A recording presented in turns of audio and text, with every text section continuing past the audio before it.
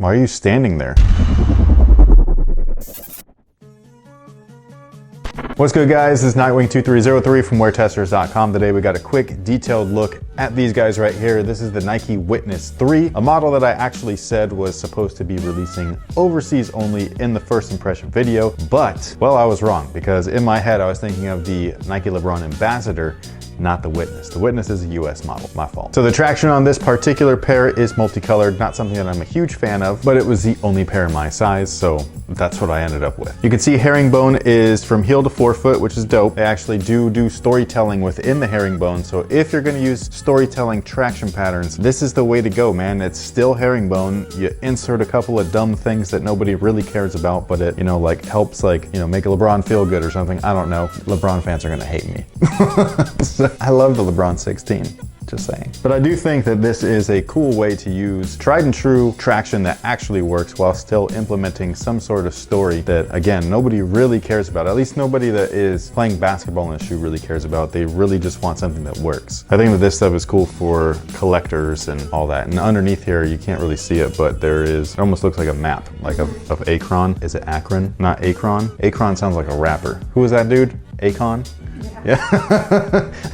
Whoops. Something that I really like is also on the outsole here, and it's this little tiny window there. And what it does is it shows you the inside of the midsole, which is the full-length air unit. I think that's freaking cool. It's actually the air unit as well, for anybody wondering. A lot of times when they do these little peekaboo windows, it's for zoom air. You can't really tell that it's zoom because zoom kind of looks like a nylon little pad underneath there. But when it's air, you can actually see the little, cored out channels and all that stuff of the air unit, which I think is really neat. Someone like myself that's into tech, I just like seeing that stuff. Something that's interesting is this little cutout area. It almost makes it look like it's an unlocked full-length air unit. I will say though, upon trying them on, it does not feel like that. I'm hoping that it breaks in well, because right now these feel super stiff. It's technically the same exact tech specs as an Air Jordan 11, which a lot of people seem to think is outdated, even though it's not. But it does not feel, in my opinion, like an Air Jordan 11, at least not right now. And all of that stuff is housed within this lightweight Phylon midsole. It feels kind of dense and it's very thin on top of that, so this is not a typical LeBron style shoe, like big beefy cushion. This is more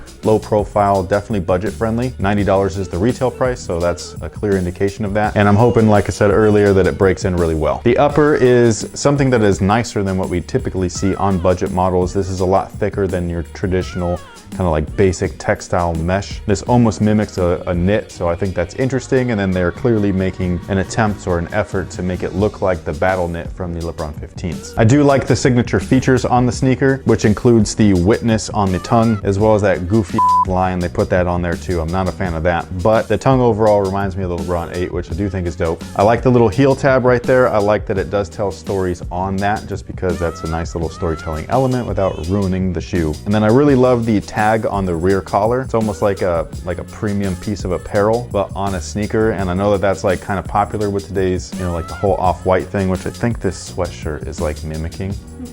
You know about off-white? Yeah. Oh man, she's a hype beast, y'all. This is made by one of my friends, by the way, so don't be like, I thought that you don't like the off-white stuff. I don't, but somebody gave it to me and he made it, so I'm gonna support it. So I think it's cool, right? Right. Right. The swoosh is metallic silver, also awesome. It's on both sides of the sneaker. The overall fit is, I don't know how to explain it. It's just really, really tight, especially right here at the midfoot, and they fit slightly long as well at the toe. I went with my regular size here. I don't think that I could have gone down half a size because again, they're super, super tight. I don't think that these are wide foot friendly whatsoever, so that's a huge bummer. But the overseas model, what did I call it? The Ambassador, that is wide foot friendly and outdoor friendly as well. That is the one that's the overseas exclusive and not these guys.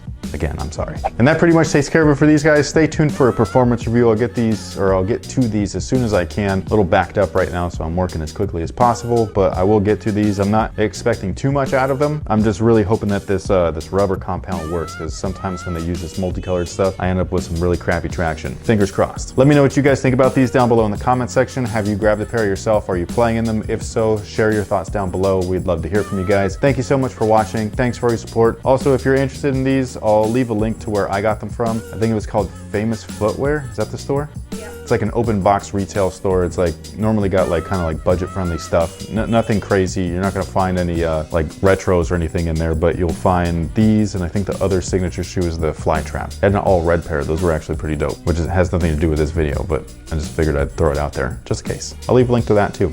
Click the link, buy something, helps us out. What does it give us? 3 cents per purchase or some crap like that. So, yeah, it adds up. So if you wanted to support the channel, click the link, buy something or something like that. You don't have to though, don't worry about it. Thank you guys once again for watching, and until next time guys, have a good one.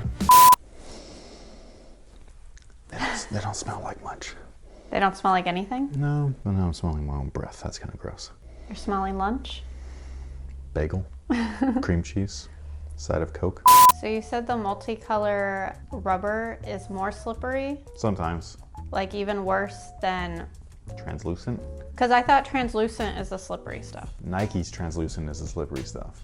Nike/Jordan. Unless it's like from China. It depends. Sometimes China does like different rubber compounds to XDR stuff for translucent, but recently China has been, when they do XDR, they'll remove the translucent and they'll make it solid rubbers. You remember the Kobe 8s a long time ago? I had the Christmas colorway. The Christmas colorway here in the US was like a neon kind of green translucent outsole. And it had like the Joker colorway? No, it had the stained glass. It kind of looked like this, like the stained glass scales.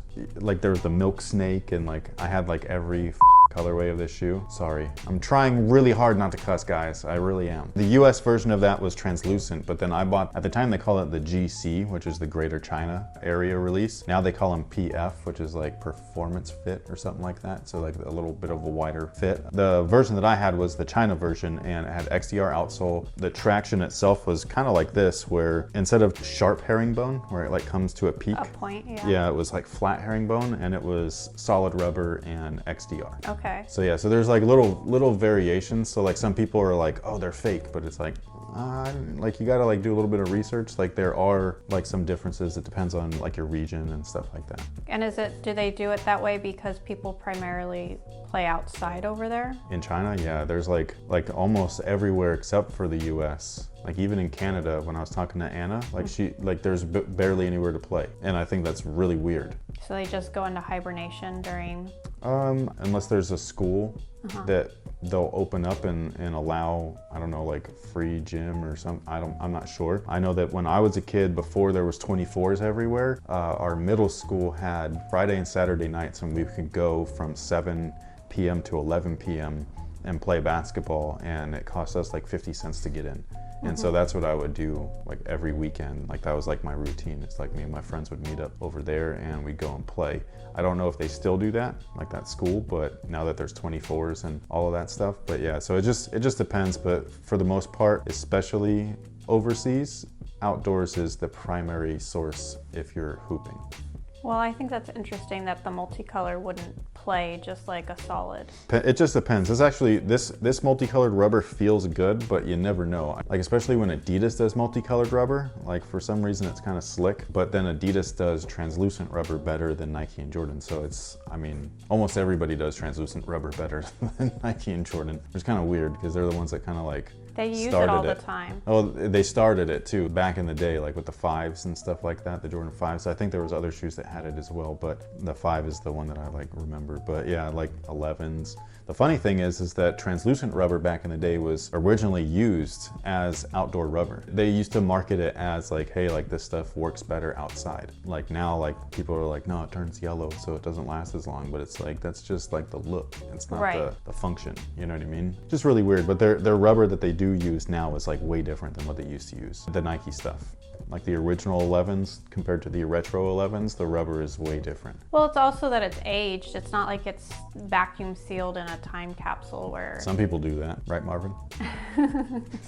Marvin doesn't do that, I'm just with him. And if you guys don't know who Marvin is, it's MJO23Dan on YouTube, go check him out. He doesn't buy stuff like this usually, he'll buy like retros and stuff like that. I make fun of him because he doesn't wear the shoes, and he's a dead stock collector, that's just what he does. He does wear some of the shoes, but when he's buying stuff, he buys it with the intent of it's a collection piece. And me, I'm like, I cannot wait to wear this. Right. You know, so.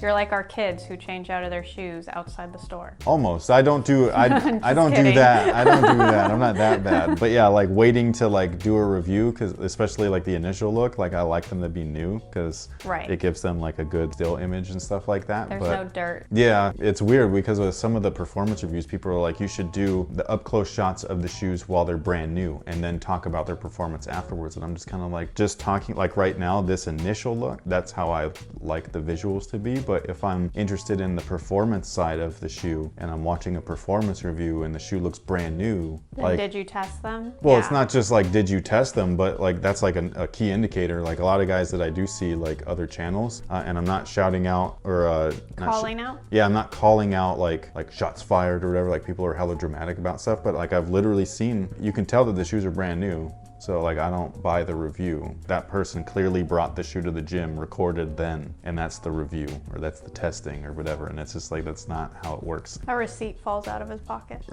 Yeah, dude's going back to the store and returning them real quick. When I watch a performance review, like, and I see the rubbers ground down in certain areas, and that's what the reviewer is talking about, like, oh, like it wears out quickly, or there's a scuff somewhere because like the fuse piece right here, it's supposed to protect the material, and like, so if that's scuffed, that's good, because imagine if that piece wasn't there, what the material would rip or whatever, you know what I'm saying? So, so yeah, so I just think it's interesting.